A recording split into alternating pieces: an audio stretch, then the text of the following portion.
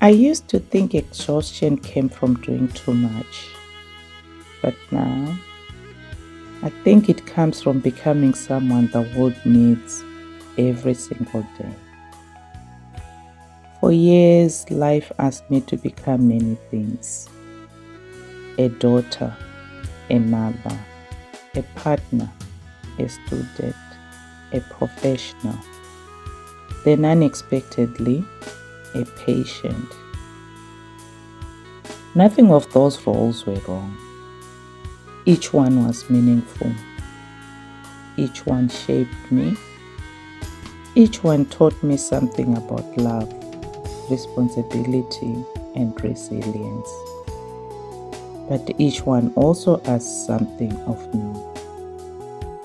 And somewhere between responsibility and survival, I stopped asking myself a simple question: where did I stop belonging to myself?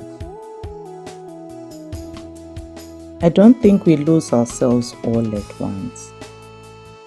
I think we leave little pieces of ourselves behind. One piece when we become responsible, another when we become the dependable one, another while raising children, studying, building a career, and keeping a household running. One day you're simply helping, the next you're the one everyone depends on. You remember birthdays, the appointments, the school events, the groceries, the bills, the forms, the conversations that need to happen, the invisible work that quietly keeps life moving. People admire competence. They celebrate strength. They rely on the person who always manages. Eventually, they stop noticing how much that person is carrying. And perhaps the person carrying it stops noticing it too. You become so good at holding everything together that you no longer notice how much of yourself you've placed on hold. Not because anyone asked you to, but because that's what love often looks like. And before you realize it, your usefulness quietly becomes your identity. Then cancer interrupted the story I thought I was living. The calendar changed. Instead of meetings, there were scans. Instead of deadlines, there were blood tests. Instead of planning months ahead, there was simply getting through the next appointment. People often say cancer changes your priorities. I think it changes something even more profound. It changes your relationship with time. Before cancer, I assumed there would always be another year, another holiday, another opportunity, another time. Cancer doesn't simply remind you that life is precious. Most of us already know that. It makes that truth impossible to ignore. When treatment ended, I realized I wasn't asking whether I'd survived. I was asking a different question. What is surviving for? I'd been given another chance. What was I going to do with it? That question changed everything. I'd always dreamed of standing on every continent. For years, that dream had been waiting patiently in the background of my life. Cancer taught me something I couldn't unlearn. One day is never promised. So I stopped waiting.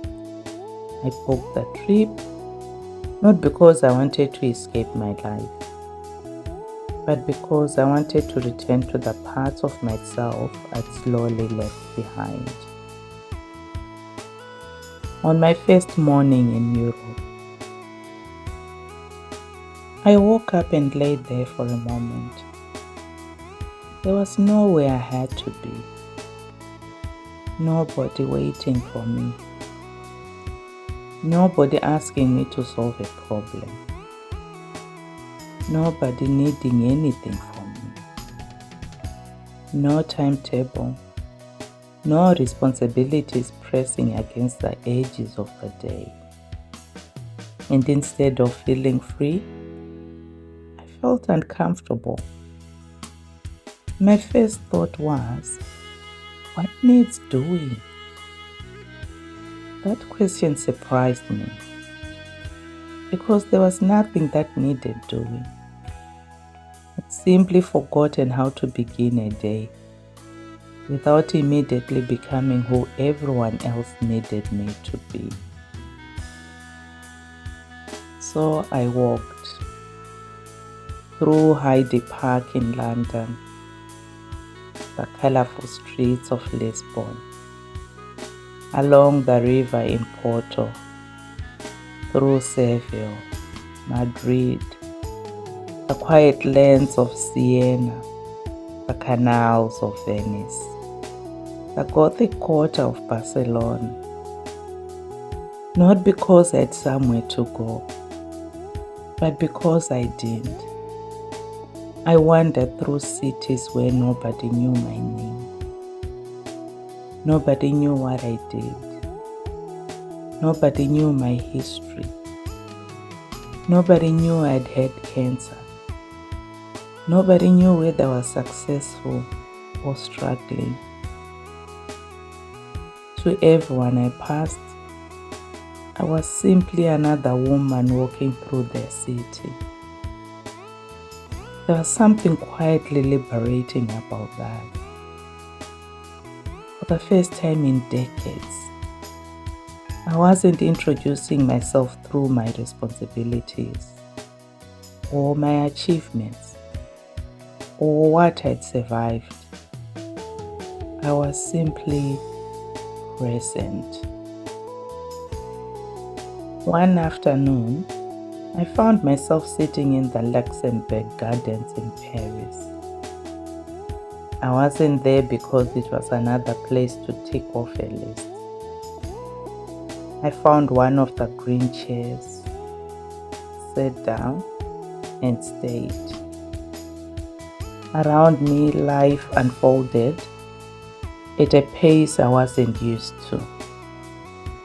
Older couples sat together saying very little. Students stretched out on the grass reading books.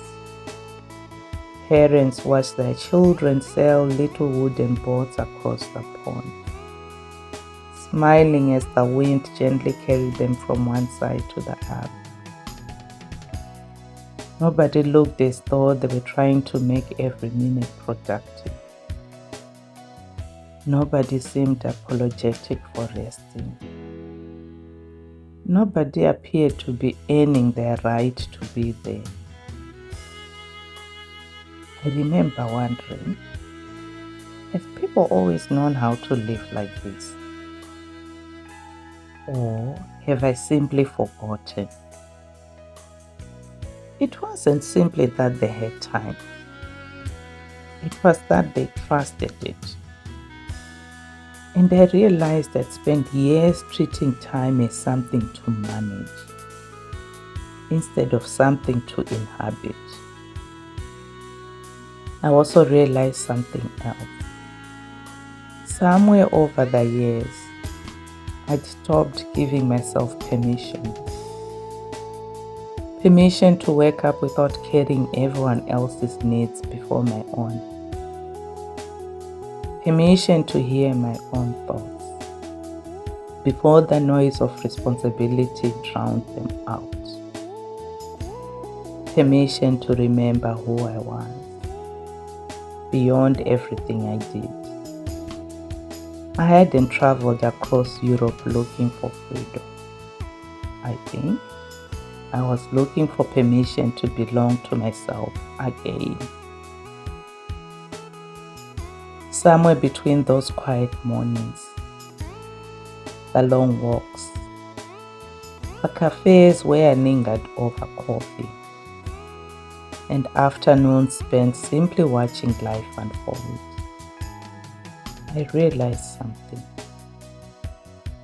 I hadn't traveled across Europe to discover new places. I traveled far enough to meet forgotten parts of myself. The woman who noticed beauty. The woman who was curious. The woman who could sit in silence without feeling guilty. The woman who didn't measure her worth by how useful she was. She hadn't disappeared. She had simply been waiting beneath years of responsibility, waiting patiently for me to come back. People sometimes ask me what Europe taught me. The truth is, Europe didn't give me a new identity. It gently peeled away the ones I'd been carrying. Not forever. I still came home to responsibilities, to ordinary life. Those roles are still part of me, but they are no longer all of me. I came home with photographs, stories, beautiful memories. But the greatest thing I brought home couldn't be pegged into a suitcase. It was the quiet realization that somewhere over the years, I'd confused my worth with my usefulness. I believed that if I wasn't helping, organizing, solving, achieving, I somehow wasn't enough. Europe quietly challenged that belief. Because every morning I woke up, before I had accomplished a single thing, before I had solved a single problem, before anyone needed anything from me, I was already enough. Perhaps that's what this journey was really about. Not discovering Europe, not leaving my life behind, but returning to the parts of myself I'd quietly left behind. The woman who belonged to herself. I didn't find someone new in Europe. I simply remembered someone I'd almost forgotten.